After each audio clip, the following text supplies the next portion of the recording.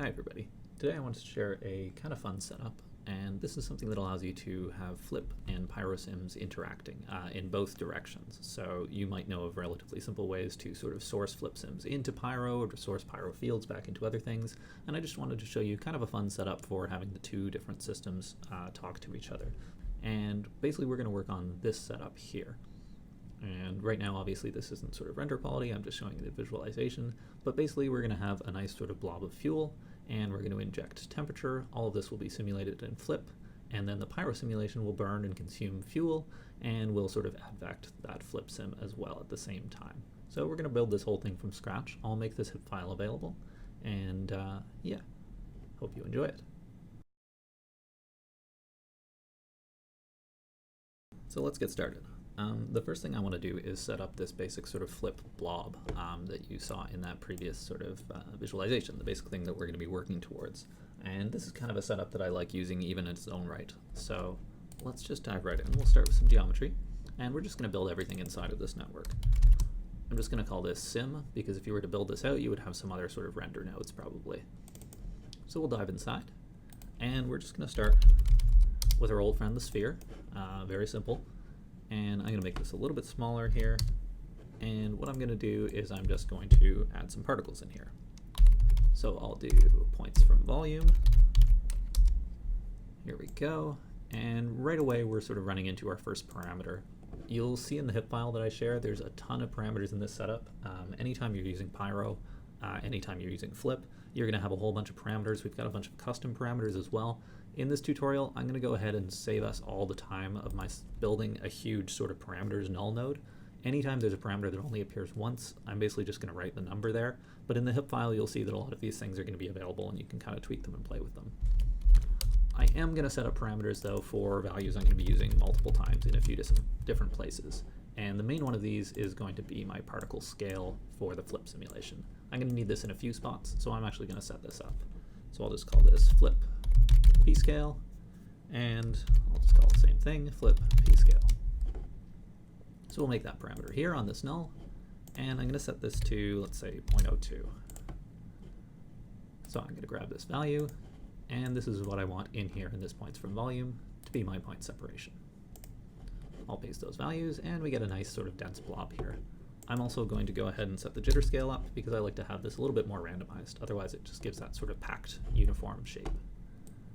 So this gives us a blob with about 106 points. That's sort of quite small.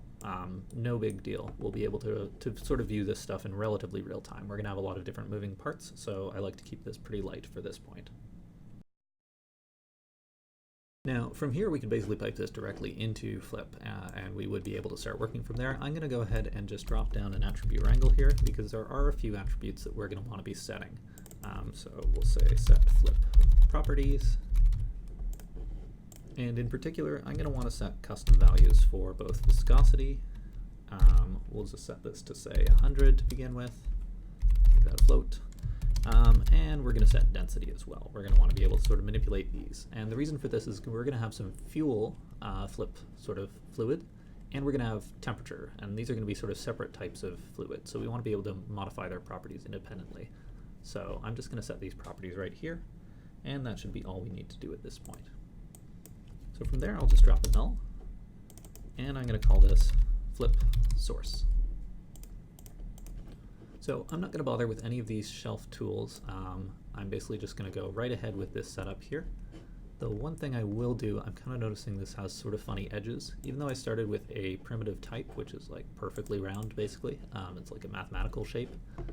I think when it does points from volume, it's going to convert that into a polygon, and I think it tends to, by default, convert it into one with lower resolution than I'd like. So let's just call this a polygon, and let's just bump it up till it's nice and round. And if we look here now, that looks much better. So you'll see if I go back to primitive, we have these kind of funny jagged edges, but if I go to polygon and set it round, we get a much sort of nicer curved edge there. So I like that a little bit better. Okay, so that's our FLIP source. Let's drop down adopt network, and we'll dive inside, and we're going to want, well, a FLIP solver and FLIP object. Oops, that's another solver, FLIP object. There we go, and we'll just pipe these through. And the default for a flip object, if you go under this initial data tab here, our default is a surface SOB, and it just sort of pulls it from this default fluid here. What we actually want is a particle field. So we're not going to be drawing it in from a source input. We're not going to be doing anything fancy like you would see in normal sort of shelf sourcing. We're just going to draw straight from a particle field, and we're just going to grab those particles we created. So that's this flip source null here. So if we grab that, we get this blob here. Oops. Right now our sort of max radius is really large. If you ever try to navigate inside of DOPS, you'll be grabbing the volume. You can never really grab the fluid itself, so you get this crazy kind of orbiting. What you can do to deal with that, if I just home this, and you can see that the home object is actually this whole volume. If you go to your guides, actually it's under the solver. If you go to volume motion, if you go to the volume limits and visualize limits, if you just tick this off, those go away. And now we can just interact more or less with this flip object, although it's still not behaving quite nicely for me. Okay, but the other thing we'll see here is that these are much too large, and that's because we haven't set this particle separation. So this is one of those parameters we're using multiple times. I'll just grab it from here, copy parameter, and we're just going to paste that right here, paste relative references. So now these are a little bit smaller. That's good. Oops, got a little bit too close there. I don't really like visualizing these particles as sprites. I much prefer just seeing them as particles, so we'll just visualize them right here as dots. And that looks very nice. And now you can see we can actually grab an orbit on this. So I think that might have actually been because of the sprites. No, that's behaving nicely anyway. Okay, so here's our blob. This is what we're going to be interacting with. I'm going to home it so our scale is a little bit better than that box. And this is our blob that we're going to be sort of simulating. Now, to get this sort of blob effect, there's a few different properties that we want to set as well that are a bit different from the normal. And first, on the flip object here, something relatively simple, we just want to add a viscosity attribute. So you'll remember we added those two attributes on the particle itself, so we want this to be an attribute that it recognizes, that it pays attention to. We don't actually have to set it over here because we're going to be setting it on each individual particle. So we can just kind of ignore most of these properties. We're going to be setting both density and viscosity on the individual particles. And if you hover over, you'll see overridden with particle attributes by using density. So now if we go to the flip solver, there's a handful of things we want to change here. First, under particle motion, we're going to start under behavior, and we're going to get rid of these killing and sort of colliding with volume limits. We basically want to ignore the volume limits, and we'll see that this will be okay because this is not going to explode. We're going to set it up so that it's always relatively sort of centralized. The next thing we want to do is actually turn off completely reseeding. So reseeding basically looks for areas where the particles are too dense or not dense enough, and it either culls them or it adds new particles to try to fill that out. So it basically looks at its sort of volume surface representation and tries to figure out where there aren't enough particles and tries to add them back into the simulation. We could do this whole setup with reseeding. There would be some extra steps we would want to do because part of the problem is that when you add new points, you have to interpolate attributes. And what we want to do is have two separate fluids. We want a fuel fluid and a temperature fluid. And when we start to interpolate and add new sort of properties and values, we want to make sure that we're not sort of making new fuel or adding some mixture of temperature and fuel. We want to be careful with those things. The other reason we want to reseed is because we actually want to have this fuel being consumed. We want it to disappear as the simulation goes along. As it gets sort of turned into the pyro explosions, we want to actually remove the fuel. So we don't want to sort of have reseeding fighting against what we're trying to do with the actual simulation. So we're just going to turn this off completely. And that makes a lot of things a little bit simpler. The next changes we want to make, we want to go to this volume motion tab here. Our volume limits are good here. We want them nice and large. It doesn't really matter because we're going to dynamically resize the fields. So we don't really care. We just want to make sure this is big enough to sort of encompass everything we want to do. Next, we're going to go over to viscosity, and we just want to turn this on, and we want to enable it by attribute. So this way, we're going to sort of get the viscosity from the points that we're sort of sourcing from. We want to do the same thing with density, and again, we're just going to grab it from that attribute. So this way, we're basically using both viscosity and density from these attributes we've set here, viscosity and density. On the density tab, though, what we want to do is look at this density scale, because if we go back to our flip object, and we look at our default density, the default density is 1,000. We could go here and set these values as sort of 1,000, but what I'd rather do is leave this as sort of 1 as being the default, and then we can scale around the default. So I want to think of our density on the particles as being a multiplier on the default. So that means we want to multiply those particle values by the default on this density scale. So I'll just set this to 1,000. And the last thing I want to do on the solver here is actually turn on surface tension. And this is just kind of a personal preference. I like the behavior when you have surface tension on. It gives it a little bit more of that sort of fluid kind of blobby feel. So I'm going to turn this on, and I'm going to give it a relatively high value. I kind of like this sort of behavior here. Okay, so far there's not very much going on here. If we were to play this, it wouldn't really do anything. There's no forces. It would kind of just sit there, and you can see it's wobbling around a little bit. That's just the particles pushing against each other a tiny bit, but basically nothing is happening here because we haven't set up anything to happen. What we would like is to apply a kind of radial gravity. We basically want this to be sort of drawn inwards. So right now, if I were to drop, for example, just a wind on here, I'll just throw that right in there and just put a little bit of noise. If I were to play this now, this whole thing is going to start to get sort of pulled apart. Maybe that noise is a little too weak. Let's just sort of bump this up.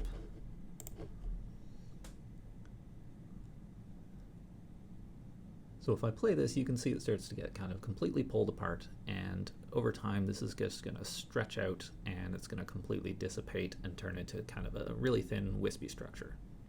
And this is kind of fun in its own right, but you can see already here we're starting to drift away from the origin. We're starting to sort of lose track of where this fluid started. And the only reason it's really holding together as much as it is still here is because we have that surface tension enabled.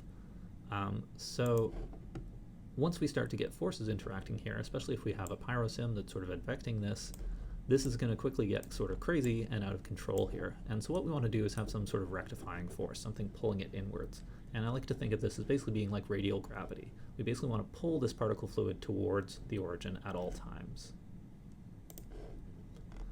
So the way we're going to do this is basically by setting a force, which is another way of saying we're just going to sort of add to velocity constantly.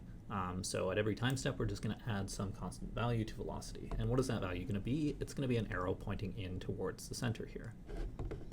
Now, the normal way to do this would be to sort of pipe it in here, where we have, in fact, a particle velocity. If you hover over input 2, this is where you should add in particle velocity. And if that's all I was doing, I would just drop a pop wrangle here, and I would basically set velocity there. So we can start that way. So what we would really want to do here is add to our velocity. So we would take our current velocity, and what we want to do is basically add some gravity force. And we want this to be sort of pointed inwards everywhere.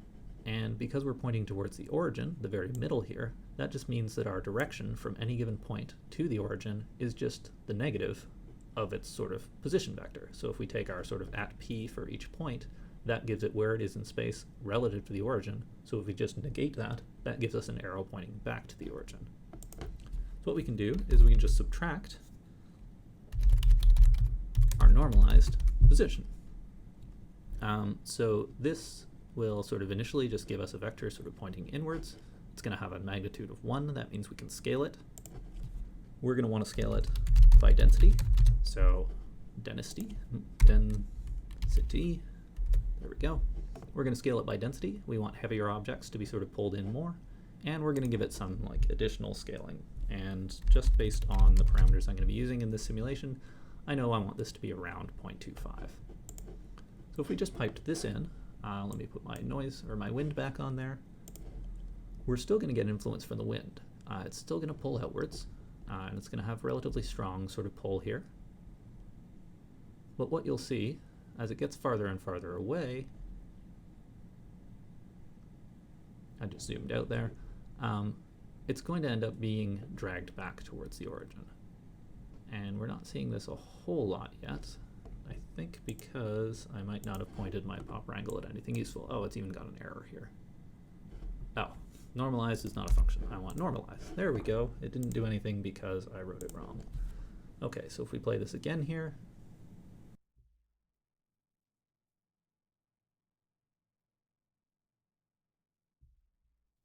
you can see now that the wind is pushing it around. but it's still getting drawn back. It's still sort of trying to recover this initial shape because all of these points are being attracted back towards the middle. And this, in fact, already is my basic setup for sort of a floating blob. So if you started with this, you could do all sorts of other little things and have things impacting on this. You can do all sorts of stuff with this basic setup that's already kind of fun. What we want to do, though, is basically just use this as a scaffold. I just want this to be my setup for sort of interacting with that pyrosim. So with that in mind, I'm actually not going to do this as a pop wrangle here. I already know we're going to need a SOP solver. We're going to be pulling in other data from elsewhere. We're going to be doing lots of different things here. So I could leave this here and just have everything else in the SOP solver, but I like just having everything compartmentalized. So I'm going to drop down a SOP solver right away. I'm going to pipe this back into this post solve, and I'm just going to get rid of this pop wrangle, and I'm going to pull this right away into my SOP solver here. And I'm just going to drop a point wrangle, and I'm going to put that code right in here. So we're doing exactly the same thing. I'm just doing it now on the post solve, and I'm doing it inside this SOP solver. And if this was all we were doing, this would be kind of an extraneous, useless extra step. But because we're going to be adding a lot of other stuff into this solver, I kind of just like having everything in the same place. So I'm going to call this radial gravity.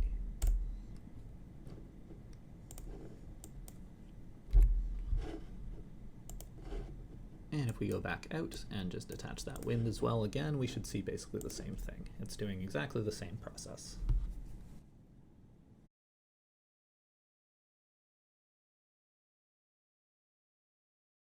Okay, so what we've got here is basically going to be our fuel blob.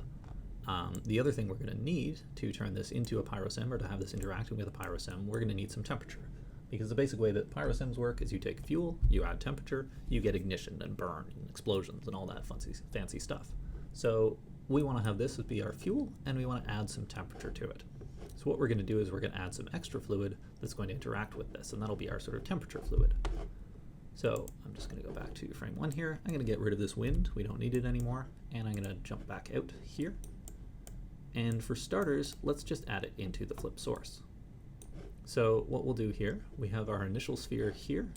What I'm going to do is just make a larger sphere, probably bigger than that. Let's say 1.5 maybe.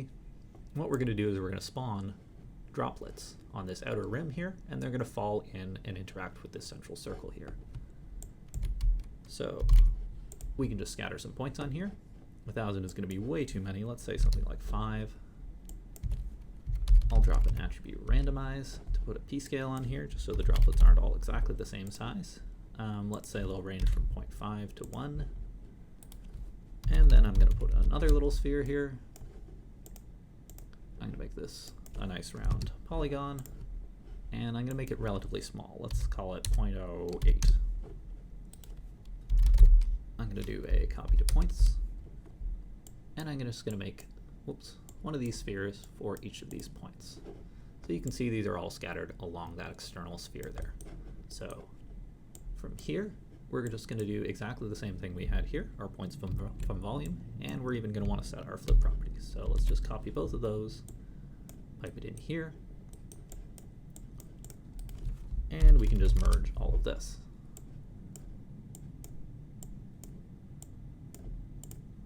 Great. So now we have some blobs on the outside and a big blob on the inside. One extra thing I want to do here, I actually want to go to this points from volume, and I'm going to drop this particle separation. Am I not? I thought I was referencing this parameter here. Paste relative references. That's better. Let's put that back over here. What I'm going to do, I'm actually going to divide this a little bit, maybe by 1.5 or so. I want these to be a little bit more densely packed. Because they're relatively small spheres to begin with, I like to sort of give them a little bit of extra particles to start with. These are going to get sort of pushed around and simulated in the regular way by FLIP. I just like to get a little bit of extra density in there to begin with because they're so small. So we'll do that. And then the other thing we're going to need to do here is basically differentiate these two sets of particles. And we'll do that in a couple of ways. First of all, I'm going to set a group for each of these. So I'm just going to say fuel is going to be 1. And on this branch, we're just going to have temperature. And group temperature equals 1. I'm going to take a small aside here, and it'll become a little bit more relevant later when we dive into our Pyro solver. There's a real tendency, and you can even see it in some of the notes that SideFX has made and some of the parameters that they've made, to say temperature is a long word. Let's just write heat. We all know that that's the same thing. But when we're actually working in the Pyro solver, temperature and heat are very different fields, and they have very different behavior and very different properties.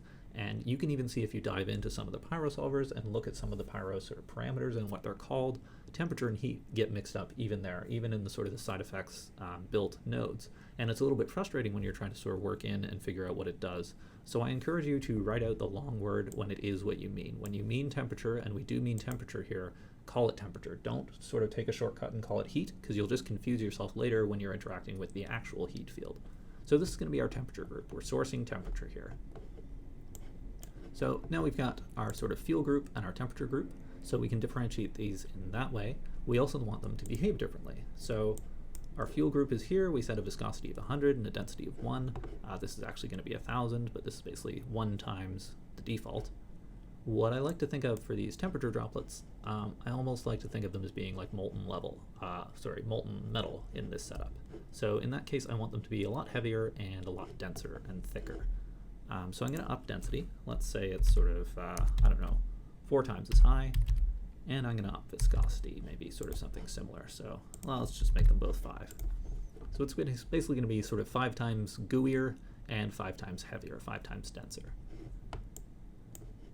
So if we run this now, we'll basically have 2 different sets of particles, and they're going to kind of collide and interact. So if we just run it, oops, I'm just looking at the source. If we go to our .NET here, if we run this, you'll see that those particles are going to fall inwards. They're going white because they're accelerating, and they're going to hit and sort of cave in that central sphere there. If we actually go ahead, and we're going to want this later anyway, I'm going to drop down a .import, and we're just going to bring in that information. So we're going to grab it from this .network. I want that flip object, and I want to grab its geometry. So if we import that here, right now that's all that's in the .NET, so it looks identical, but this will be handy later. And if we just do something like, let's say we'll color our temperature group, and we'll make this a nice sort of orange or something, nice orangey red. I don't really want this set up here. There we go.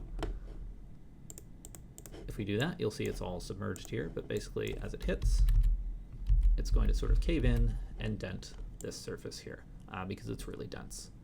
And at this point, you can start to play around a little bit with density and viscosity to get a feel for things. I kind of like this setup for that. So if we were to basically set this density to be the same, in fact, if we set all our properties to be the same, run this again,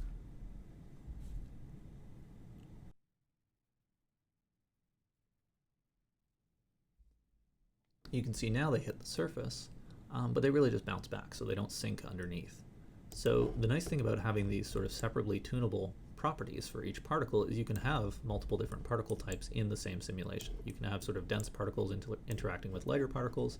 You don't have to sort of separate them out and do anything fancy. You just have to set the attributes on those particles. So I'm going to go back to those values we had before, 5 and 500, resimulate. You'll see they fall faster even, and that's because we added density to our gravity factor. And you can see that really they're hitting with some real force, and they're actually caving in. So if we were to take this and just drop a particle fluid surface down, I'm just going to set that as O2 because I know it is. I'm going to transfer color so we can see a bit of that. Pull it a bit more broadly. So if we drop this onto here, you can actually see that those sort of particles, as they come in, they're actually denting this surface. So where they hit, they kind of punch in because they're so much heavier.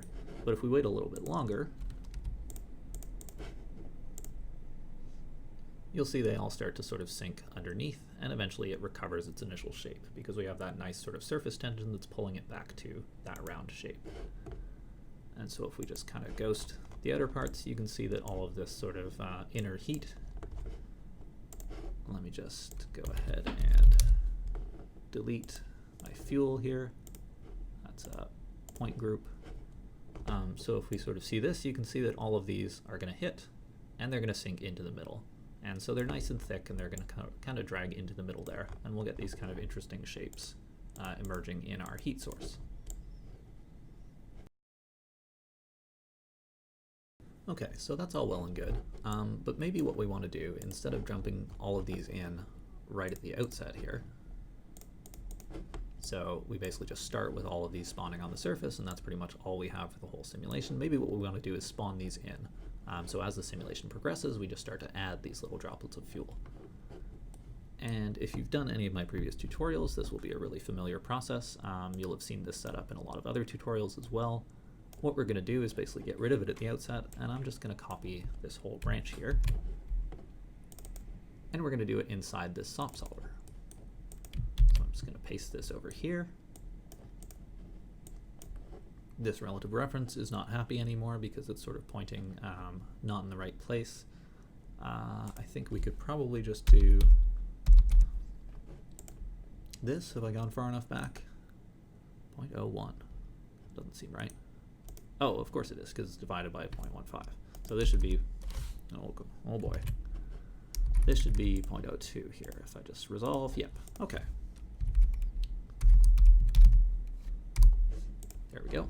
All right, so now what we're going to do is basically say every so often, let's just merge these into the simulation. So instead of starting with this handful of temperature blobs, we're just going to merge them in every so often to the existing simulation.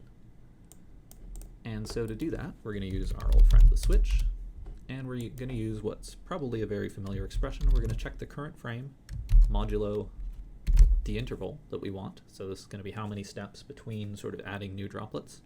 And we're going to see if this equals some value. I'm going to set this to just a couple frames in, so maybe 2. So what we're going to do is basically anytime we hit 2, 12, 22, so basically 10, some multiple of 10 plus 2, every time we hit that, we're going to execute sort of the right branch. Otherwise, we'll execute the left branch. And so if we're not merging anything in, we're just going to sort of pass this through. That's going to be our default. And otherwise, we're just going to take this value and we're just going to merge it in. And so every second frame, we're going to sort of branch to this side, and we're just going to merge in some of this sort of temperature source here. So if we go back out and we play this, oh, actually what I want to do here, you can see right at frame 2, we have these new blobs appearing here. But we have 5, and so right now every 10 frames we're going to add 5 of these. That's probably a little bit excessive. I'm actually going to drop this right down to 1. So we're just going to add 1 new blob every 10 frames or so. So if we play this, we get a new blob at frame 2, go forward to 12 and we get a new blob there. But we're seeing one extra problem, which is that this is appearing in the same spot every single time. And that makes sense because all we're doing is we're scattering. We're just using the scatter node. We haven't done anything to the seed here. So just to give this a little more variation, I'm just going to throw our frame into the seed here. If we reset, let's just find something we can click here. There we go. So we've reset everything. Now you can see it spawns in one place. A little bit later, it should spawn somewhere else. It may have even spawned in behind, probably. Yep, there we go. It was just out of view there. So at around 12, it spawned there. And as we continue forward, it's going to spawn in sort of different places. And so this is the basic setup that we want to use for introducing our temperature sources. We're just going to spawn it in this sort of outer sphere and let it fall in and interact with our fuel source in the middle. Now, before we get too much further, I actually want to set up some basic visualization because our sort of standard FLIP and Pyro visualizations aren't going to be interacting in the way. They're not going to show the attributes we're interested in. We want to build sort of a custom visualization here. So what we're going to do is head out here and get rid of this stuff that we produced there. So we have our DOP import from FLIP. First thing I want to do is split this into our 2 groups. So we'll grab fuel. Right now that's the only group it knows about. If we sort of move forward a few frames, you'll see that it also knows about temperature. It's just that at the first frame there were no particles that had that group, so only the group fuel exists there. So we'll split by fuel. This is the point group. That means over here on this branch we have our fuel information, and on this branch we have our temperature information. And what I want to do is basically color these based on their levels. And right now we're not doing anything to fuel or temperature, we just have them as groups. But ultimately these are going to be attributes and they're going to be changing in the simulation. So what I'm going to do is drop down a color and we're going to ramp from attribute. And for fuel, we're going to have an attribute called fuel that'll range from 0 to 1. And we're going to sort of color it based on that range. And we're going to do something similar for temperature. Let's pipe that in here. And we'll have an attribute called temperature. Once we've colored them, we're going to merge them back together. So right now we haven't really done anything here. Both of these are sort of 0. These attributes don't exist. So let's just make those attributes exist. We'll go back to where we set up our properties for fuel. And we'll create a new fuel attribute, and that'll be equal to 1. And we'll create a temperature attribute that'll be equal to 0. So our fuel droplets are going to start with a value of 1 and no temperature. And if we go inside our DOPNet here, our temperature points are just going to have the reverse. So temperature points don't have any fuel, and they have all of the temperature. So now if we go back out, everything is just going to be white the whole time. Let's just get ourselves some extra points coming in here. There should be another particle. Where is it? Well, there's one at least. So now what we'll do is set some reasonable values here. So for the fuel, I kind of like the idea of it sort of at full fuel. Maybe we'll give it kind of a greenish color. I'll make it a little bit bluer here, sort of a greenish blue. And I'm going to have this fade into, we don't have to be too picky about this. This really is just for visualization. I'm just being a little bit precious here. And so basically we're just going to fade this from like a nice bright vibrant green when it's got full fuel down to a dark blue and eventually black when it's running out of fuel. And then our heat, we're going to do a range from, we can even go from sort of white hot down to yellow. We'll do a standard kind of black body range.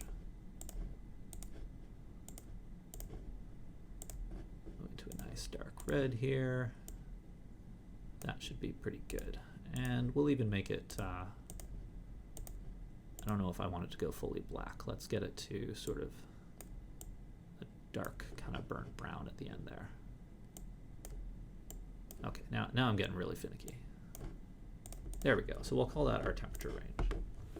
So right now these are always going to be at the maximum because we haven't done anything to these properties. But later on we are going to start to modify both heat and fuel. And so this will give us a way to visualize this. The other thing I'm going to set up right away, just while we're talking about visualization, right now this is just flip, but eventually we're going to have pyro as well. So let's just drop a placeholder here. It's going to be our pyro import. And what I'm going to do is drop a point group on my flip stream. Call this flip. We're going to merge this with what we bring in from pyro. And this is basically where we would file cache. So as we run our sim, we're going to take in our sort of DOP information for our flip group. We're going to take in our pyro information, our fields we're interested in. We're going to bundle that all together, file cache it, and then we can just use this group we created and split out by flip. So that means our flip simulation goes back over here. And on this branch, we'll just drop a volume visualization. And we can merge it all together at the end here. So right now there's nothing on this extra branch. This won't make any difference here, but this means that once we start to get into our pyro, we can basically pipe it right into this input, and then we can see everything all at once at the end here. We can see our custom attributes being visualized, and we'll be able to see our sort of smoke and pyro sim being visualized. Okay, so we've got our basic flip setup sort of put together. And next we want to build our basic pyro setup. But before we do that, I do want to take just a moment to sort of dive into the pyro solver. Just do a very, very mini primer here. So the most straightforward way to understand it, if you actually go to the pyro solver documentation on sort of side effects here, you'll find among various other things, there's this sort of tab for pyro look development, and if you follow that, you'll find inside the pyro solver. So that's the easiest way to find this link. And really the most critical information is right here, is this section this first sort of set of information, because this tells you how all the different fields interact. There's a lot of parameters on the Pyro solver. We'll take a quick look at those in a second, but basically this tells you exactly how everything is working. So you add temperature and fuel. If there's fuel and temperature is above ignition, you create burn. Burn creates heat, and basically heat and or burn, you can modify this. You'll see everywhere that these controls are available, but basically some combination of heat and burn produce both smoke, which is the density field, and it also produces gas expansion, which is how sort of you introduce velocity into your field. So basically temperature and fuel combine to create burn, which creates heat, and that creates smoke and dissipation and gas expansion. So I made a very, very simple little example here. All I did for setting this up, I have two separate fields. I have one that's sort of fuel, and that's this full grid here. So I basically have a big box of fuel, and right in the middle I have a much smaller box of temperature. Inside the PyroSim, I've turned off virtually everything. So on my Pyro object, I just set up a visualization. So I have density being visualized in black, fuel in blue, burn will be yellow, and heat will be red. So right now we just see temperature and fuel here because this is our basic initial setup. On the solver, I've sort of turned off temperature diffusion, I've turned down the cooling rate, there's no viscosity, there's no buoyancy, I've turned off all of the shape parameters here, and I've set most of this combustion stuff relatively low. I set a low ignition temperature, our burn rate is full, that means every fuel available will be consumed and none will be left over, our inefficiency is 0, and we're not even going to release any gas. So if we run this, you'll see in just a couple steps. First, here we have temperature and we have fuel. And so our first step, this all gets turned into burn. That's our red field. And then as that dissipates over time, you'll see that there's no fuel left. Now, because we have no gas release, we're not going to push out at all. And because we have no temperature diffusion, our temperature isn't going to expand at all, and so none of the rest of the fuel gets consumed. Now, if we do set our temperature diffusion to some positive value, let's say 0.2 or something, now what we're going to see is an expanding ring, where we have our burn is just at the edge. This is where temperature is intersecting with remaining fuel, and on the trailing edge we have heat, and heat will gradually fade as it moves towards the middle here. The extent of this heat fading is actually controlled by our flames, and so this flame height is kind of an interesting field. Basically what the solver does is it subtracts from the heat field 1 minus this time period. So if you hover over it, it calls it cooldown time. So our sort of plain text, most immediately visible term is flame height, but it's actually a time parameter. And it basically says the larger this value, the longer this sticks around. So if we drop this really, really low, you'll see that the heat disappears almost instantaneously. It's immediately sort of removed. If we go to 2, we're subtracting 1 minus 1, or sorry, we're subtracting 1 over 2, so we're subtracting 50% of it. And so you can see it fades quite quickly. If we go up to something like 100, it's going to stick around for a very long time. It's going to fade only extremely slowly towards the middle there. As heat fades, so let's set this somewhere in the middle, it turns into smoke. And so the default is to source smoke from heat. So as our heat fades, you'll see we're starting to create density. This density isn't particularly thick here. If I go to the visualization, or in our density field, if I just bump this up, you can see that we're creating that in the middle here. So basically, as our heat fades, we produce density in the middle here. Under our shape parameter, we can get rid of density with dissipation. This says how much of the density do you get rid of over time. So now we're producing it, but it's also sort of starting to fade out over time. It's starting to dissipate and dissolve.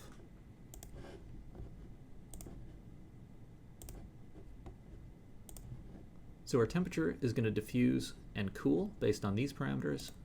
Our density is going to dissipate based on this parameter. And our heat is going to dissipate based on this parameter. But basically fuel and temperature merge to create burn. Burn fades into heat. And heat turns into density. Once we add things like buoyancy, which will help to shape some of this, I'm going to turn off smoke again here. If we turn on buoyancy, what this is going to do is say, where there's temperature, where the temperature is greater than 0, which is taken as the ambient temperature. If you add an extra ambient temperature, then it'll behave a little bit differently, but where temperature is greater than 0, you're going to have an extra force in velocity that pushes upwards.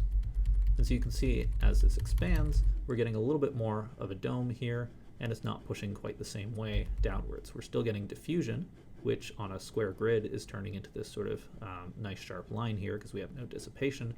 On this side, we're getting an extra upwards lift because of buoyancy. And so you can see that start to emerge over time. The last thing that's important here under combustion is this gas release. And this is what actually creates sort of force and outwards pressure. So even if we turn off diffusion, if we add a little bit of gas release here, let's say bump that to 5, we're going to be pushing outwards. And so here we're getting that buoyancy still. Let me turn that back off. So here, temperature is only being dominated by cooling, but we still get some expanse. So temperature is still pushing outwards because of that gas release, but it's starting to fade because of that cooling field. If we let this bump up even more and inject more heat from the burning, then we'll have this ring continue to expand because everywhere that it burns, it adds extra temperature back in and the gas expansion pushes it outwards. And so this way it will consume that whole thing. So I encourage you to sort of make one of these little basically test setups, turn off as many of these parameters as possible and then turn them on one by one. This will give you a much better sense of what's going on with these setups and all of these different parameters. The defaults are set up specifically to make it look nice and realistic, to give it all that richness. But you can only really understand what the solver is doing if you break it down into its simplest little pieces here. And actually, if you dive inside, way over here, this all looks extremely overwhelming, but you can step through all of these pieces. And if you go, say, to the combustion solver itself, each of these steps is really, really trivial. Basically, we're sort of putting into the burn field temperature minus ignition temperature here. And then we're going to clamp it to 0 by looking at the maximum between that burn field and 0, and we're going to scale it up to 100. We're going to see how much fuel we can burn by looking at the minimum between the burn field and the fuel field, and so on and so forth. Each of these steps is actually quite simple, and you can dig through this. You can look through this and find out how all of this is working if you really want to sort of get into that level. But at the very least, I encourage you to make a really simple toy simulation and play with these parameters to really understand what you're doing. For our purposes, what we really want to see here is that fuel and temperature turn into burn, and burn turns into heat. And this is going to be important because our FLIP simulation is providing fuel and temperature. Our Pyro simulation is going to send back burn. That's our most relevant piece of information, because burn tells us not where it's hot and not where there's fuel. Burn tells us where we've consumed fuel. And if we want to take that fuel back out of the FLIP simulation, we need to know where it's being burned. So actually this burn field, this yellow field I'm visualizing here, is going to be our most important one from that Pyro simulation.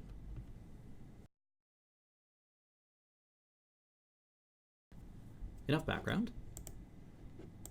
Let's head back to our own simulation here, and let's set up our Pyro. We're going to do this within the same network. We'll talk about how we can integrate this in a minute, but first let's just sort of disconnect all of this and let's just focus our efforts on Pyro. So we're going to need a smoke object, and we're going to need a Pyro solver. Pyro solver. Here we go. Going to pipe that in, drag it down, and let's just set up some values here.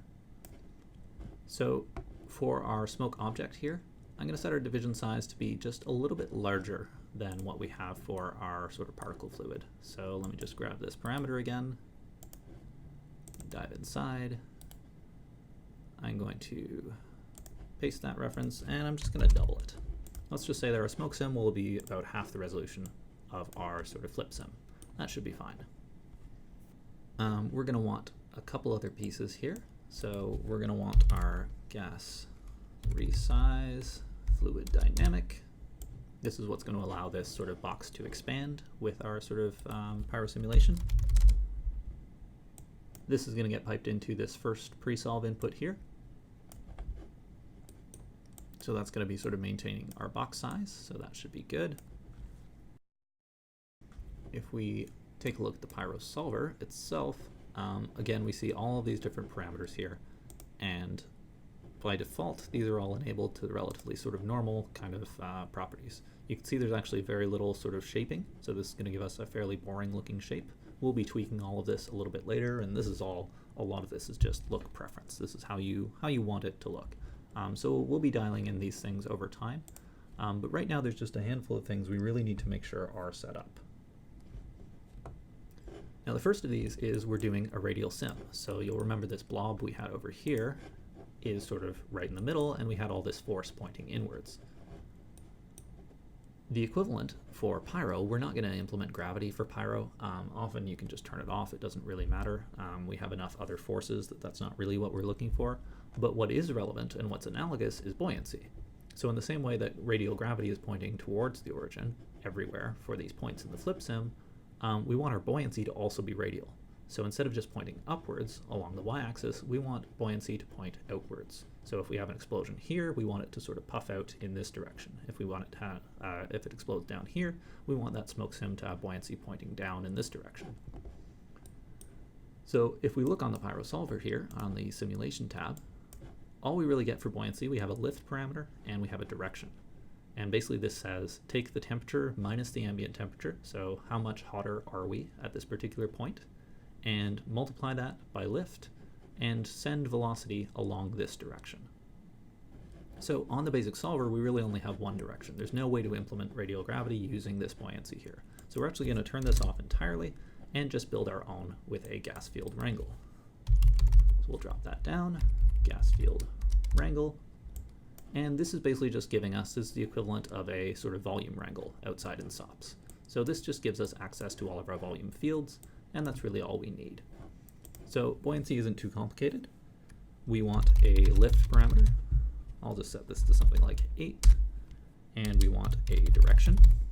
And in the same way, if we go into our SOP solver here and we look at our radial gravity, we just took normalized p and negated it, so that's going to point inwards.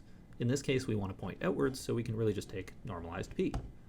So our normalized position vector, and you can get a position vector in volume wrangles as well. It just gives you the position of the voxel you're working on. So our normalized position vector is giving us the direction we want. That's going to be radially outwards no matter where we sample it from. So now all we need to do is add to our velocity field. So we're going to say our velocity, we're going to add lift times temperature, which we can reference directly. Technically, this would be something like temperature minus ambient temperature. We don't have an ambient temperature. You can set this up for more complex effects. You can set up an ambient temperature field, but in general, you can assume the ambient temperature is 0 relative to this field, so you can just multiply it by temperature times that direction. So if you do this, we're basically just adding to the velocity lift times temperature times this normalized direction. So this is all we need to do to set up a radial buoyancy here. Now the last thing I want to do before we start to sort of integrate these two things is a little bit idiosyncratic to this setup. But we basically have this blob in the middle and we have these radial forces. So if we have droplets coming in from all sides and plumes of smoke extending outwards radially, this is quickly going to sort of explode in terms of the pyro volume. It's going to get bigger and bigger and bigger as all these things expand and puff outwards. And I don't really want to deal with that. I also don't want to just give it a hard boundary though, because once it hits it, it's going to sort of collide and it just looks ugly. So what I want to do instead is something a little bit funny. I'm going to give basically a soft edge. And what I want to do is define some outermost radius and some slightly smaller inner radius. So as we go out from the middle, I want to hit some inner boundary, and then as I fade from there to the outer boundary, I basically just want to remove all these fields. And so what we're going to do, I'm going to set up another little gas field wrangle here. And what I basically want to do, is set up some value. Let's call it scale amount. And we're just going to fit our distance from the center. So this is just the length of the position vector for each voxel. So we're going to fit the distance from the center within some range. So this sphere here, let me get our grid back on. This sphere is, that's right, 0.6 wide. So we're getting, or 0.6 in radius. So at 0.6, we get to about here at the surface of this sphere. So let's say, what do we want our maximum extent for our sort of Pyro to be. And let's say something like 2.5 seems fine. So maybe from about, let's say 1.8 to 2.5, we want to start to scale things down. We want to start to fade out our edge.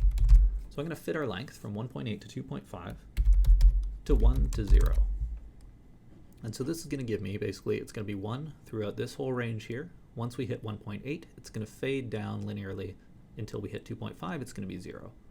And what I'm going to do is take this value and I'm just going to scale all of the relevant fields of Pyro. I'm going to scale down density, I'm going to scale down velocity, I'm going to scale down temperature, heat. I'm just going to remove all of that stuff within this range. And what this will do is it'll give me a soft edge. Once everything reaches this radius of 2.5, it's going to be gone. Everything will have vanished. But it's going to do it smoothly. It's not going to run into a barrier. It's not going to sort of just cut off. It's just going to fade out gradually. I don't generally recommend this as an approach, but I think for this setup it makes sense because we have this nice sort of spherical setup, this nice radial symmetry. We get a nice radial symmetry to our sort of Pyro simulation as well. And this also has the advantage that we don't have a constantly expanding box. We can actually set hard limits on how wide this thing is allowed to be. And that means we know sort of we have bounds on how big our simulation is going to end up. I will say on this machine I'm still using Houdini 17, so I don't have the sparse Pyro solver. If I did, I might not use this setup. I haven't really played with the sparse solver yet, but I think it would actually be really applicable in this case because we have a lot of isolated plumes that are going to be going in different directions. That's going to be extending the volume in kind of the worst case, but the actual relevant area is still going to stay relatively small. So I think the sparse solver would work really well in this, but I'm not using it in this particular setup here.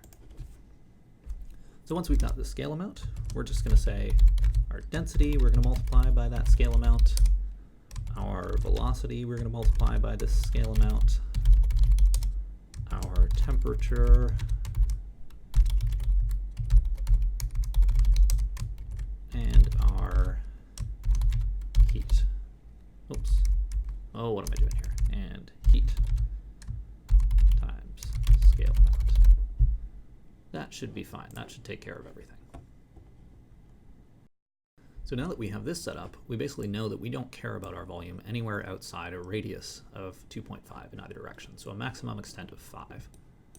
That means we can go back to our resize fluid dynamic, and we can go to our max bounds here, and we don't need to do this static initialization, we can do this manually, and we know that our max bounds are now going to be 5 by 5 by 5. So this is as big as it can ever get. We're going to sort of keep track of it. We're still going to let it resize dynamically. We're going to keep track of it both based on density and temperature. Actually, do I even want density? Yeah, I do want density, I want temperature, and I want fuel. So basically the parameters that I'm sourcing in from FLIP, I want to keep track of those. I want to make sure my field sort of pays attention to those, and also density as it's producing smoke, because that's what we'll be visualizing. All the rest of these parameters seem totally fine to me, so I'll just leave this. But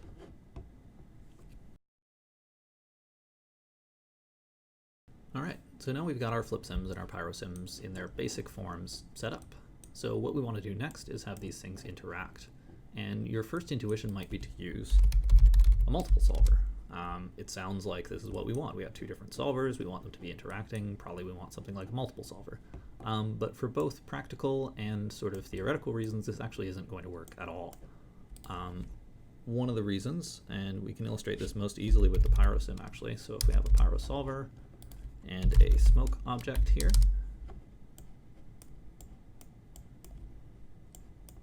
you can send the smoke object directly through a Pyro solver. But if you try to do something like sending it into the multi-solver and then attaching the solver here, you'll see it complains. The Pyro solver still expects an input here. So it's not going to behave in the same way that we expect for how we normally use a multi-solver. So if we, for example, take a, let's say, like a packed object, we can pipe this in and attach it to a rigid body solver. And we could attach a wire solver in here if we wanted. Or we could attach a cloth solver. Basically what you can do is you can take objects that have a well-defined geometry container, and you can take all these different solvers that make use of geometry type data, and then you can chain those together. And what the multiple solver is saying is take this one object apply this solver, then apply this solver, then apply this solver, all to the same object, the same container of data, if we go over here and look at our containers.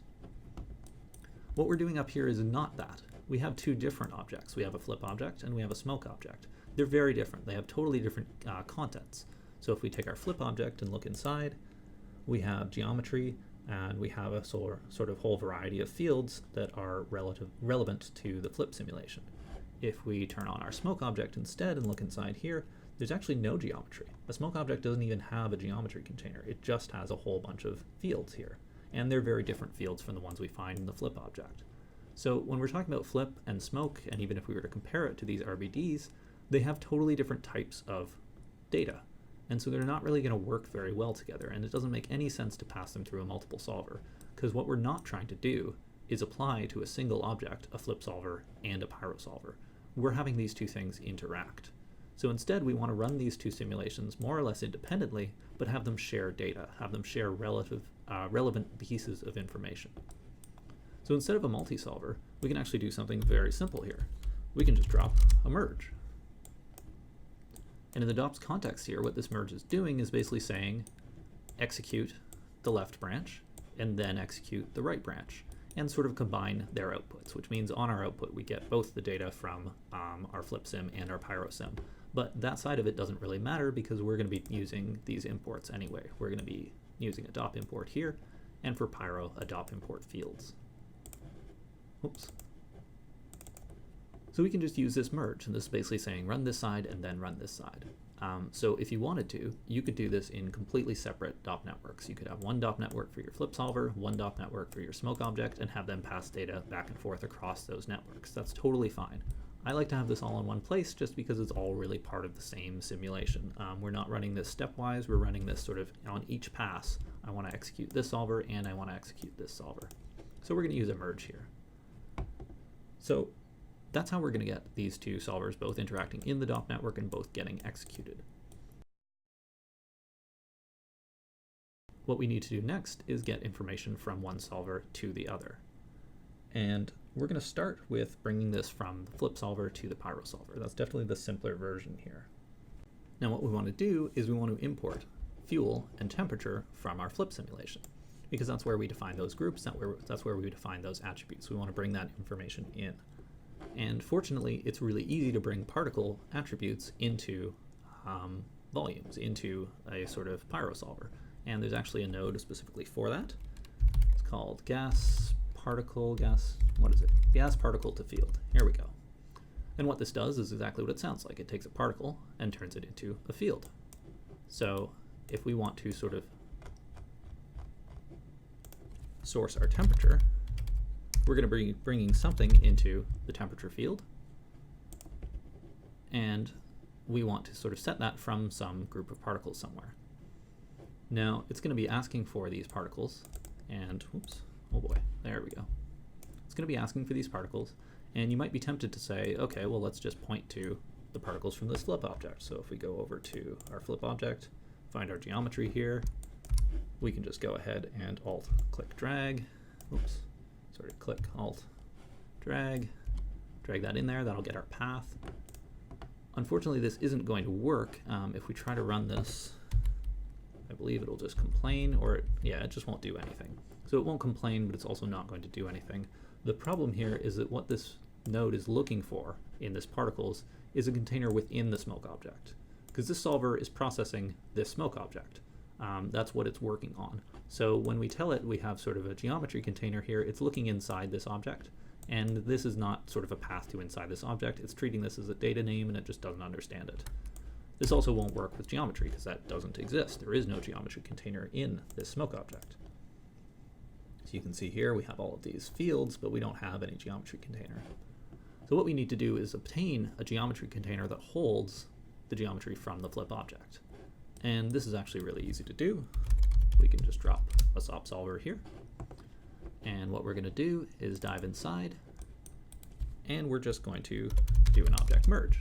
And we're just going to grab the information from that flip object. So let's just do this in kind of a fun way. Let's go to our flip object here, and we'll just accept that for now. This is in a DOP network, so we want to move to the colon there, and we just want the geometry here. I think this makes sense. Here we go. So now we have our flip object here, and we can see we have all of that different pieces of information there. This we can just send straight to our output. Now this is creating a geometry container. I don't like leaving the data field as being geometry because we are basically creating a field. We're not trying to read this into an existing container, but even though smoke object doesn't have a geometry container, I would just rather rename this something a little bit more unique. So I'm going to call this FLIP-Geo. So basically what we're doing, if I just pipe this in here, even though this still isn't going to work because there's no geometry field, we need to rename that. But if I just pipe this in, what you'll see is now inside the smoke object, we have a container called FLIP-Geo.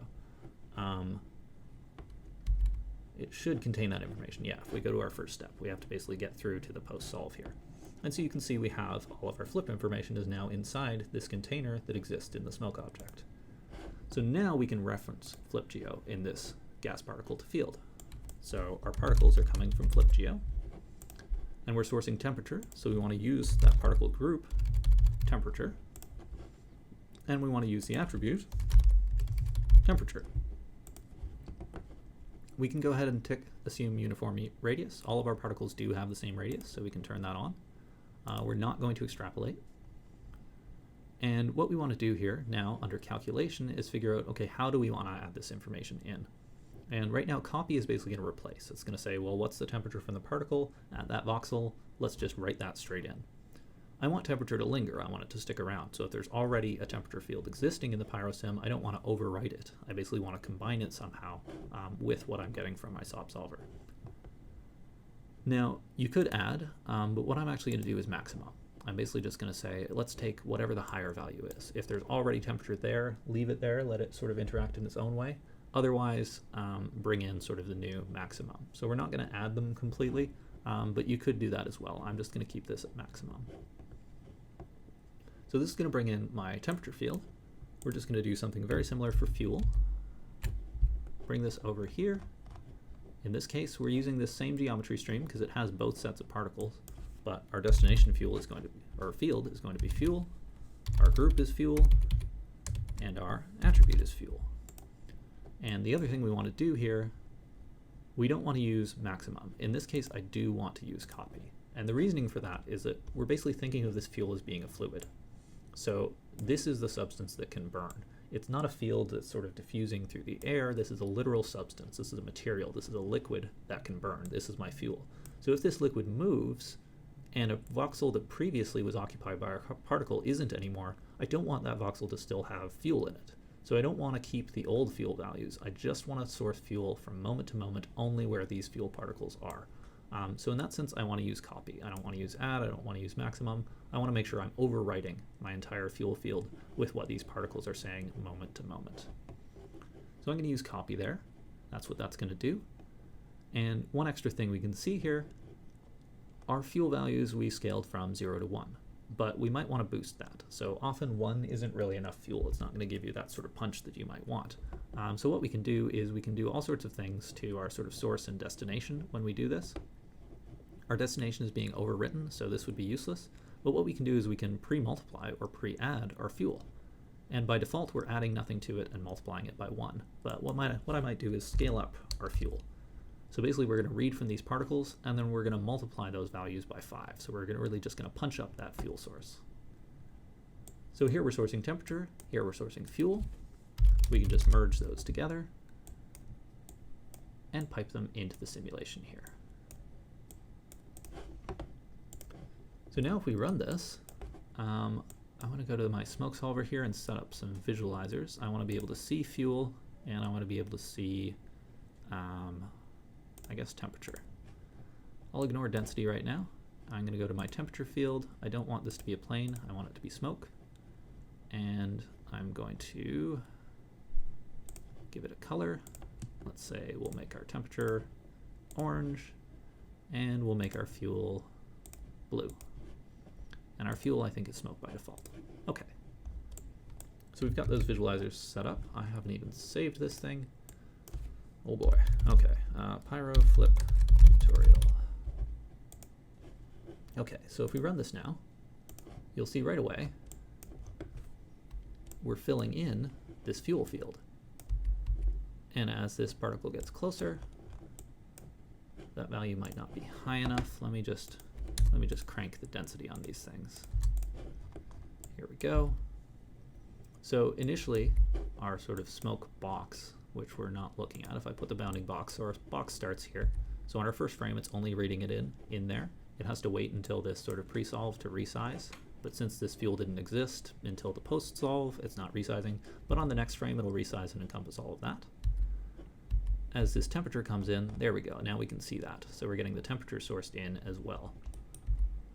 And as we hit, right, we're not visualizing density. Let's just bring that back in now. We can get density coming through, make it a little bit darker, and let's punch that up. Now as we hit, we should start to create this plume of smoke, and you can see that coming in there. It's still quite faint, but there we go. We'll really punch that up. Another one comes in, hits, and again it's going to produce its own plume. And if we sort of continue forward here, we can also see this plume is sort of heading out in the direction of its sort of vector, and this one is heading out, and you can see the buoyancy effect is coming in this direction. Right now we have no dissipation, no curl or anything, so these are very sort of simple, very boring shapes here. Once we start to add dissipation, this will look a little bit more interesting, but what we can see is that this is functioning. We're getting what we expect here. I'm going to turn off that bounding box on all of this. Great. The other thing we'll see, if we turn this back on and go to the top, at a radius of about 2.5, we should start to get that fading. So between 1.8 and 2.5. So this plume should start to sort of fade out gently towards the edge here. And you can see actually it's not continuing anymore. It's sort of hitting its limit there and just sort of fading out. This one should also start to hit its limit. And you can see it's basically just slowing down and fading out there.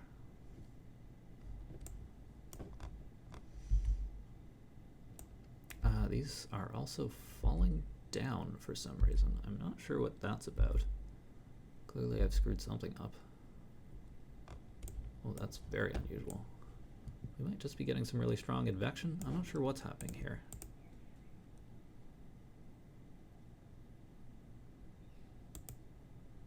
That's all just heat.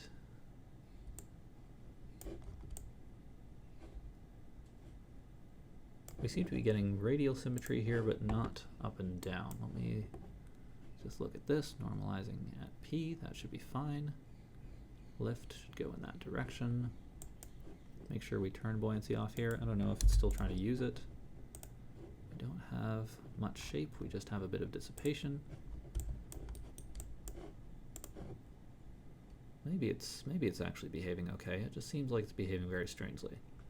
I think I know part of the problem here, actually. Okay, I'm not worried.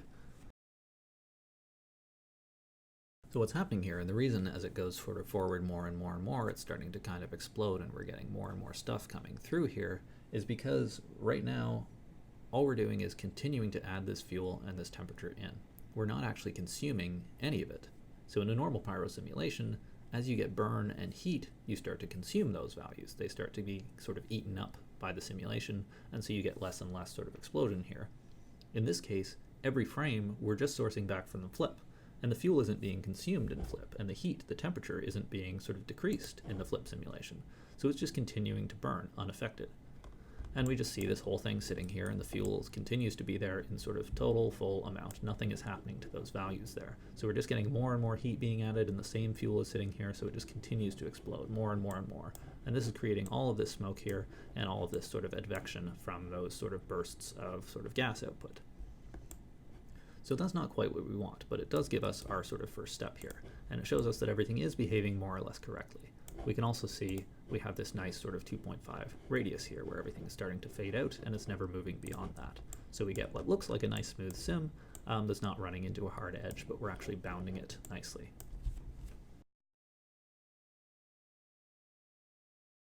So we've got our flip information going into Pyro, and that's working out pretty nicely. We're getting what we expect here. What we want to do next is get our Pyro information back into Flip. And if you sort of think back to what we saw in how a regular pyrosim works, what we're doing is we're taking fuel plus temperature, and that creates burn. And our burn is consuming our fuel. So if we want to be consuming our fuel from FLIP, basically we want to be referencing the burn field that exists in our smoke object. So if we look at our data here, we have this somewhere, this burn field. And in fact, if we turn off those other visualizers and just look at burn, let's turn off these other values. How is it being calculated? We want to bump this up just like the others. We can see we have this huge burn field. And you can see that it just continues to be produced and sort of extended outwards, and it's sort of growing and covering everything. And that's why we're getting all of that crazy smoke in the other simulation. But this burn field is telling us exactly where fuel is being consumed as far as the pyrosim is concerned. So we source the fuel and the temperature in here. Pyrosim is saying everywhere we have burn, fuel is being consumed, it's burning.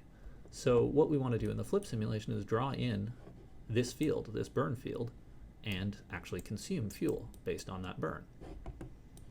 So we're going to do that inside the SOP solver. And what we're going to need, we're going to do it over here on this branch. I'm just going to drop a null here. This will tell me what's finishing my initial processing. Revert all of that. Great. So we're going to do everything over on this branch here. And what we want to do is bring in that information. So we want to adopt import fields. It's going to be from this network, our current .network, and the node is our smoke object. It's not in the FLIP object. We want our smoke object. Here we go. There's our node. Let's just go back to 1 here. It doesn't know about any of that. So we want this smoke object, and we want to import initially just burn. So we just want to import that basic burn field. So the object is our smoke object, and we want this burn field. Do I need to specify the object here? Let's just do a preset. Okay, no, I didn't think so. That's all fine. Okay, so I don't want any of that stuff.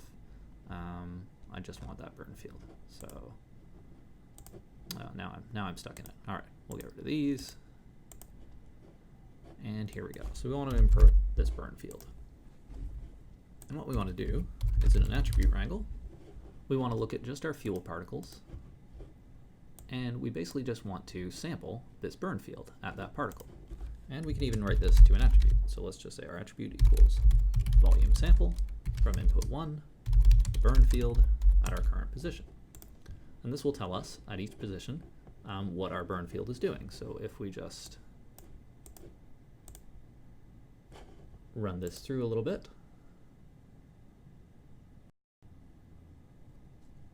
that's going to hit there.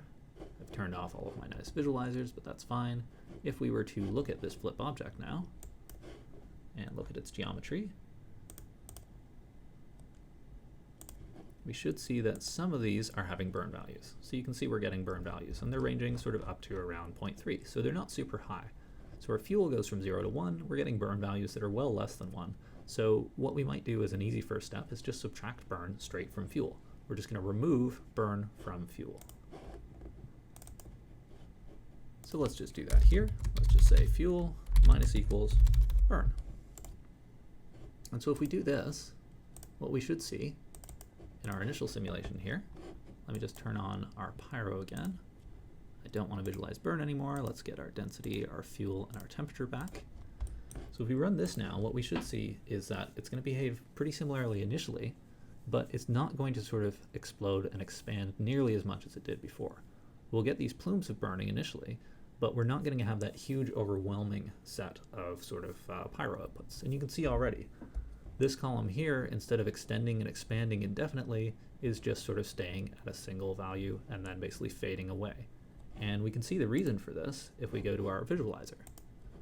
So out here, we had our color visualizers that told us temperature and that told us fuel. And you can see fuel starts gray, but it eventually fades to black. And if we look inside here, you can actually see very faintly, and let's just do something kind of fun here. Let's just clip this. You can see we have these tracks where our temperature has gone inwards, and it's basically consumed all the fuel along those tracks. And because we don't really have any noise going on, because we're not doing any advecting yet, basically this temperature in the middle here, all of the fuel around it is already consumed, so it's not burning anymore. It's just sitting in the middle hot, and because we don't really have any noise or movement in these particles around it, no extra stuff is getting drawn in here. And so what this means is that we get these initial bursts of flame, but then the fuel is consumed, and so it peters out. And so we don't have nearly that same sort of explosion of sort of pyro just building up more and more and more and more burn. We just get sort of these localized bits of burn here. Now the next thing I might want to do that's going to be even better is to say, well, if this is a fuel material and we're sort of decrementing it, we're bringing it down to the point that if we go out here, we can see that some of these fuel values are very clearly way down in the negatives. Actually, they're sort of continuing to be burned even though there's kind of no material there. So there's a couple things we can do here. We could clamp this at 0, but I think what's even better is basically to say, well, if it hits 0, we should get rid of it. We shouldn't even sort of handle it anymore. And in fact, even if it goes below some very, very small value, maybe we should just get rid of those points. So we really want to actually consume this fuel. So instead of just decrementing these point attributes, we want to get rid of these points when their fuel value is too low. So we can do that very simply. We'll go back into our SOP solver, and we've got sort of our fuel here that we've decremented by burn. What we'll just do is say if our fuel is less than some very small value, let's say 0.0005, we're just going to get rid of this point. Just get rid of it. So if the fuel drops too low, get rid of the point entirely. So if we run this now, what we should see, just rotate it so we can actually see where this plume is going in.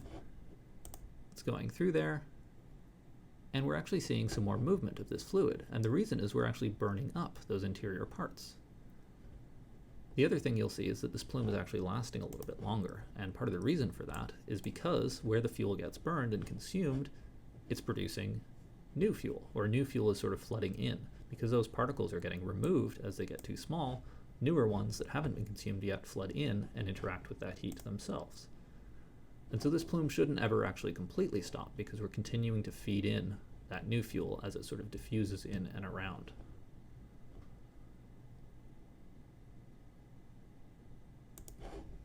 And so if we go back out and look at our visualization here, we should see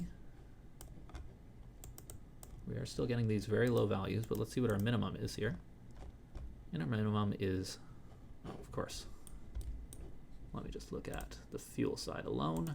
If we go here, now look at our minimum. Our minimum is just over 0.005, so we don't have any values that are lower than that. And we can actually see that our fuel is sort of being removed. It's being culled out of these areas. So again, if we do a clip here, just kind of look inside, you can see we're starting to get these cavities. So if I do a particle fluid surface, we'll see this even better. 0.02. Oh, we're not seeing it that well, but we are getting these tiny little cavities that are sort of forming where this fuel is being consumed.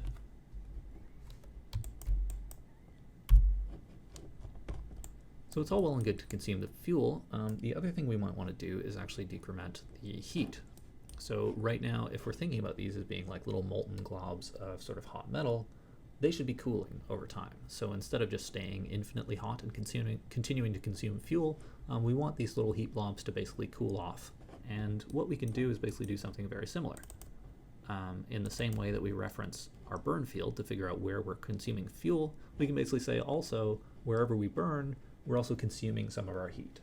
Now that sounds sort of counterintuitive because in some sense we're basically sort of adding heat by burning, but I kind of like to think of this as being sort of we're depleting a resource. So we have a resource of heat and a resource of fuel, and when they burn, they're both being kind of removed a little bit.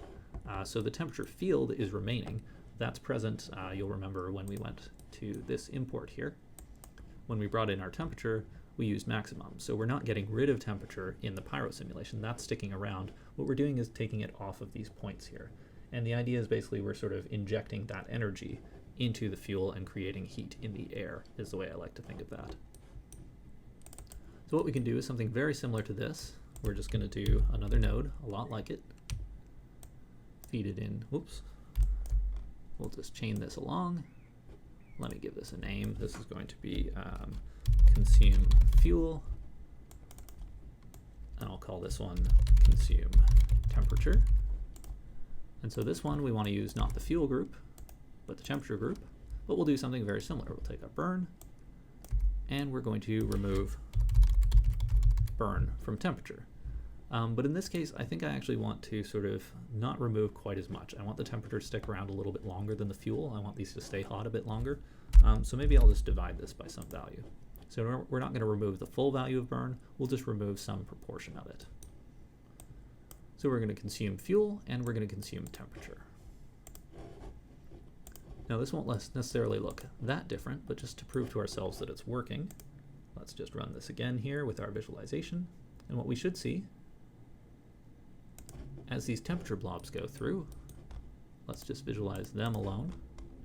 Here it's still pretty hot, but as it burns, it should be getting darker and darker, but I'm not really seeing that. And why is that? Well, let's see. So we've got temperature. We have our burn field, which is always 0. Okay.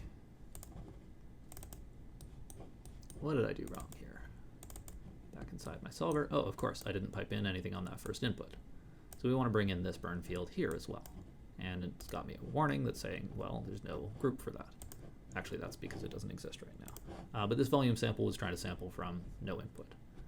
So if we go back out again, run this once more, these blobs are going to start sort of white hot.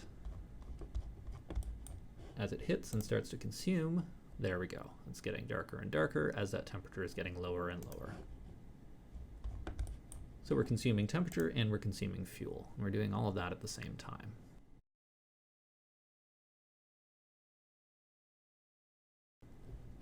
So now we've got our fuel being consumed and our temperature being consumed, and they're both driving our sort of pyro output.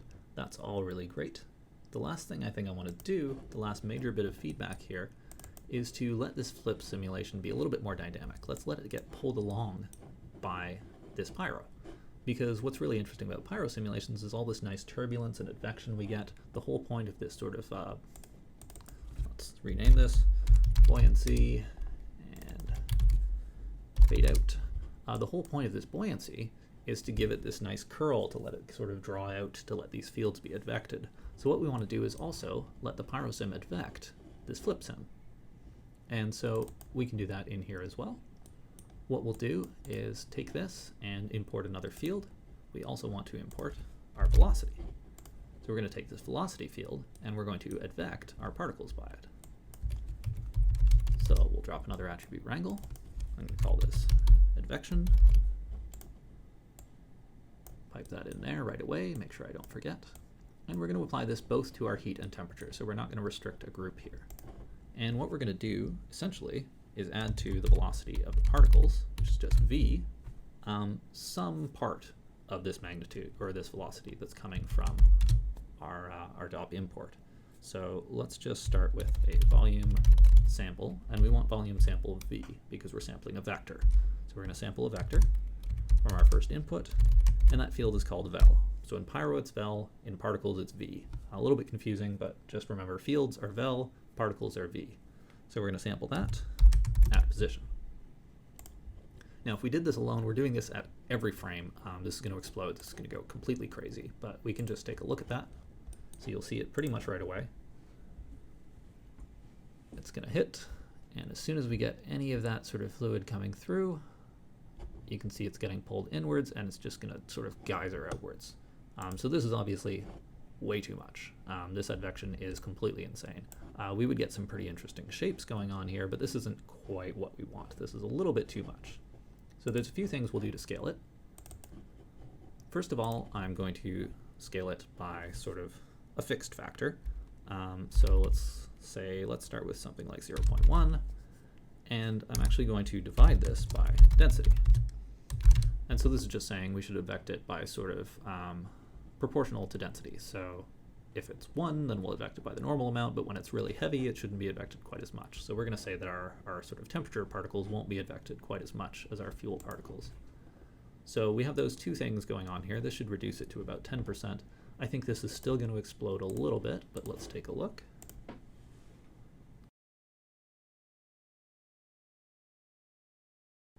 And you know, that's maybe not so crazy actually.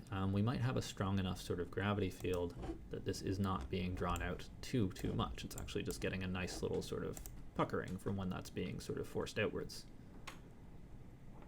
So that's probably actually pretty okay. Maybe that 0.1 was a good value there. The other thing I might like to do, just for the sake of sort of, I don't know, safety for lack of a better word here, in the same way that we have our buoyancy fading out as we hit about 2.5, what I might like to do is sort of slow down this advection. Maybe I don't want these to continue to be advected past around this point. Because our velocity field is going to be being set to 0 around here, this is a little bit redundant because once it hits there, we're going to be basically setting it to 0, but it's going to be maintaining the velocity that it initially had. So what I want to do is basically just slow this down a little bit extra. So what we can do is add another scale factor here. Let's just call this distance scale, and we're just going to fit our current distance from the center, so the length of the position vector, and let's say we'll fit this from a range of like 1.5 to 2. Maybe that's too early. Let's do the same range we had before, 1.8 to 2.5. We're going to fit that from 1 to 0, and we're just going to sort of add this in here too. So what we've got is our own sort of scaling factor here. This is just to dial it in, to tune it a little bit. We also have this distance scale that's going to fade out this influence as we get too far away. And this is going to sort of encourage it not to kind of explode too much, although it does look like our parameters right now are probably okay. We're going to divide by density, so the heavier objects aren't advected nearly as much. And then we're going to sort of just apply the velocity once we've done all that scaling. And that'll give us our advection there. So the last thing we probably want to do is set some of these smoke parameters. Right now our smoke is really boring. So if we go to our Pyro solver, I'm okay with most of this. I might drop my ignition temperature a little bit lower. I'm just going to sort of dial in some values that I know I like. This is the kind of thing that you're going to be able to sort of choose on your own, and I encourage you to sort of play with these factors. I'm just going to dial in values that I know worked pretty well for me. I've got these written down somewhere. Here we go. So I'm going to drop my gas output a little bit, but I'm going to increase my temperature output. I'm going to go ahead and get my diffusion a little bit lower, cooling rate a little bit higher, and then shape is where it's really important here. This is where we're getting most of the interesting things going on. So I'm going to dissipate a little bit more slowly. I'm going to add pretty much all of this stuff, not these values. I'll drop disturbance to 0.5 is pretty okay. Shredding, I don't like nearly that much. We'll drop that to say 0.06. Sharpening can be pretty nice. I definitely want turbulence in here. That's not nearly enough. Let's grab some of that. And I really like me some confinement. Under turbulence, I might tweak some of this stuff. I might give it some slightly larger swirls here, a little less grain. The seed doesn't matter. That's all fine. We'll bump up the turbulence a little bit. Okay, that's all looking good. So if we do that, we should get a slightly more interesting simulation here. Let's just let this run a little bit. Yeah, that's looking much better. So if we look at these plumes now, they're a lot more sort of distorted. This is probably a little bit too much disturbance for the scale of the simulation I have here. I'm going to turn this down a little bit. Let's drop that to say 0.2. I'm going to drop sharpening as well. I'm going to drop pretty much all of these values a little bit. I'll keep turbulence and confinement up. At this point, it's really just look dev though. And there we go. We're getting some nice consumption. We're getting some nice advection here. If we head on out to our visualization and just turn all of this on, we're getting this sort of nice consumption of our fuel. It's getting advected outwards with those plumes of smoke. The last thing I should do is bring in this actual Pyro import. So let's do our dot import fields. We want this dot network. We want that smoke node. There it is. accept. There we go. And we'll just use a smoke preset. We don't need our rest field. We don't need temperature. We can keep density, velocity, temperature. We should have heat in here as well. There we go. Okay, so if we grab this, pipe that into our merge, now we can go and deal with our volume visualization. So right now we're not seeing much. We generally have to sort of boost this. Oh, what's going on here? We should have, yeah, heat, density, velocity, temperature. Oh, I haven't given it its density field, so we put a density field in here. Add that in there as well. I'm going to boost this up a bit more. That's starting to look pretty good. Get it nice and thick. And then we'll turn on our admission. Heat is sort of the standard field for this. Let's give ourselves a nice, do we have a, yeah, we can get a black body ramp here. That's looking good. And we'll turn this on. So you can see that heat sort of pushing through where it's burning. Let's really just crank that up. We'll oversaturate that a little bit. So if we add this all together, now we can see we're getting sort of our burning and our heat on the inside there where that's all flowing through. It's getting consumed along these edges. And we're getting sort of this nice behavior where it gets advected away.